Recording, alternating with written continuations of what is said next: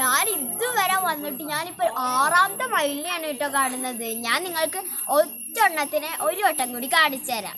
അതാ ആ പാറയുടെ മുകളിൽ നിങ്ങൾ കണ്ടോ?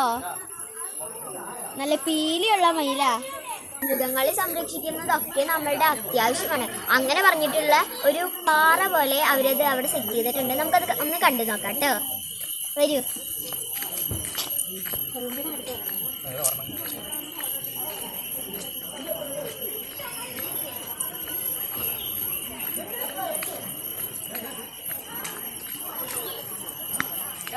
ഈ പാറ അവരുണ്ടാക്കിയതാണ് കേട്ടോ.